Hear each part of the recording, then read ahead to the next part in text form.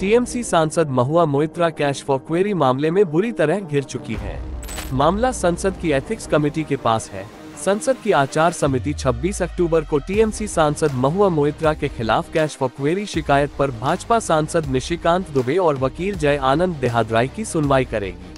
भाजपा सांसद निशिकांत दुबे ने मोइत्रा पर अदानी समूह और प्रधानमंत्री नरेंद्र मोदी को निशाना बनाने के लिए व्यवसायी दर्शन हीरानंदानी की ओर से संसद में सवाल पूछने के लिए रिश्वत लेने का आरोप लगाया था। इस मामले के सुर्खियों में होने के साथ ही कई और नाम भी लगातार हेडलाइंस बन रहे हैं। इस मामले के सबसे बड़े सूत्रधार हैं बीजेपी सांसद निशिकांत दुबे। निशिकांत दुबे ने ही दावा किया है कि महुआ मोइत्रा पैसे और गिफ्ट लेकर संसद में सवाल पूछती है। निशिकांत दुबे ने ये आरोप लोकसभा स्पीकर ओम बिरला को 2 दिन पहले लिखी चिट्ठी में लगाए थे।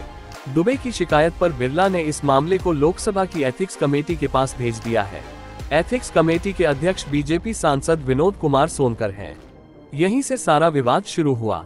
शुक्रवार को निशिकांत दुबे ने कहा कि बालू के भीत पर खड़ी इमारत भरभरा कर गिरती है। आपकी लड़ाई संसद की गरिमा बचाने की है। ये कठिन लड़ाई महुआ के खिलाफ नहीं है।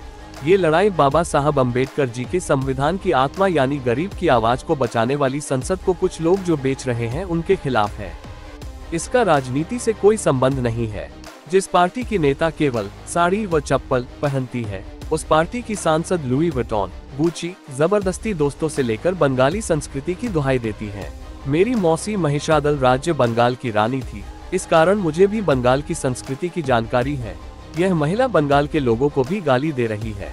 भ्रष्टाचार से कोई समझौता नहीं। एथिक्स कमेटी ने सुप्रीम कोर्ट के वकील जय अनंत देहाद्री को भी 26 अक्टूबर को सुनवाई के लिए बुलवाया है। बता दें कि देहाद्री ने ही महुआ मोइत्रा पर पैसे के बदले सवाल पूछने का आरोप लगाकर सुप्रीम कोर्ट में एक एफिडेविट फाइल की थी। वकील जय अनंत देहाद्री की सूचना के आधार पर गोड्डा सांसद निशिकांत दुबे ने लोकसभा स्पीकर ओम बिरला को चिट्ठी लिखकर टीएमसी सांसद मोइत्रा के संसदीय आचरण की जांच कराने की मांग की थी। महुआ मोइत्रा के खिलाफ बिजनेसमैन से पैसे और गिफ्ट लेकर संसद में सवाल पूछने के मामले में अब लोकसभा की एथिक्स कमेटी कर रही है। हालांकि महुआ मोइत्रा ने अपनी सफाई में जय अनंत देहाद्री पर आरोप लगाते हुए कहा कि वो पहले से उन्हें निशाना बनाने की कोशिश में है और उनके आरोप सिर्फ पलटवार करने के उद्देश्य से है। पूरे मामले में तीसरा नाम है हीरानंदानी ग्रुप के दर्शन हीरानंदानी का। कारोबारी दर्शन हीरानंदानी ग्रुप के अगले होने वाले सीईओ है। एडवोकेट जय अनंत देहाद्री की चिट्ठी के मुताबिक दर्शन ने ही महुआ को बड़ी रकम दी थी। वकील की चिट्ठी के आधार पर निशिकांत दुबे ने मामला उठाया, जिसका महुआ मोइत्रा ने लगातार विरोध किया, लेकिन दर्शन इस मामले में खुद सामने आए और उन्होंने महुआ को रकम देने की बात कबूल ली। उन्होंने अपने हलफनामा में बड़े ही विस्तार से इसका जिक्र किया है। रियल स्टेट कारोबारी हीरानंदानी ने दावा किया है कि महुआ ने महंगे लग्जरी आइटम, दिल्ली में उनके बंगले की मरम्मत, यात्रा खर्च, छुट्टियों के अलावा देश और दुनिया में अलग अलग जगहों पर यात्राओं के लिए उनसे कई बार मदद ली है। उनका कहना है साल 2017 में बंगाल ग्लोबल बिजनेस समिट में महुआ मोइत्रा से मुलाकात हुई थी। इस भेंट के बाद वो पिछले कुछ वर्षों में उनकी करीबी निजी दोस्त बन गयी। हीरानंदानी का ये भी कहना है कि उन्हें उम्मीद थी कि जिन राज्यों में विपक्षी दलों की सरकार है वहां बिजनेस बढ़ाने में मदद मिलेगी। दर्शन हीरानंदानी के एफिडेविट में लिखा है, मैं महुआ को 2017 से जानता हूँ। तब मैं उनसे बंगाल ग्लोबल बिजनेस समिट में मिला था।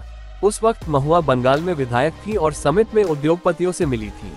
उस मुलाकात के बाद मैं और महुआ लगातार संपर्क में रहे और धीरे धीरे करीबी दोस्त बन गए। वो बहुत महत्वाकांक्षी थी। वो राष्ट्रीय स्तर पर जल्द अपना नाम बनाना चाहती थी। महुआ को उनके करीबियों ने सलाह दी कि इसका सबसे छोटा रास्ता पीएम नरेंद्र मोदी पर निजी हमला है, लेकिन इसमें समस्या थी कि पीएम मोदी की प्रतिष्ठा बड़े स्तर पर है। कोई नीति, शासन या निजी आचरण के स्तर पर उन पर कोई आरोप नहीं लगा सकता। ऐसे में महुआ को लगा कि पीएम मोदी पर गौतम अदानी से जुड़े आरोप लगाए जा सकते हैं, क्योंकि दोनों समकालीन हैं और दोनों गुजरात से हैं। अदानी की तरक्की से कुछ बिजनेसमैन में जलन थी, इसलिए महुआ को उनसे मदद मिली।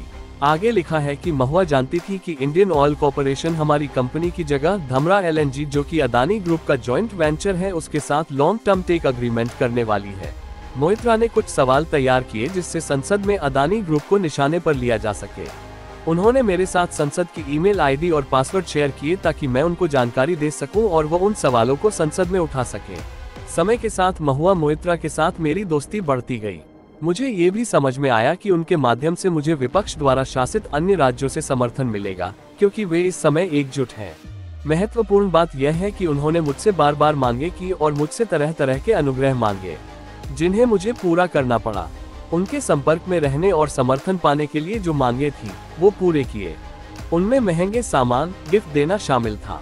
दिल्ली में महुआ के आधिकारिक रूप से आवंटित बंगले के नवीनीकरण, यात्रा व्यय पर खर्चा किया।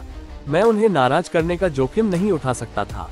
कई बार मुझे लगा कि वो मेरा अनुचित फायदा उठा रही है और मुझ पर उन चीजों के लिए दबाव डाल रही है जो मैंने नहीं किया, लेकिन मेरे पास कोई विकल्प नहीं था।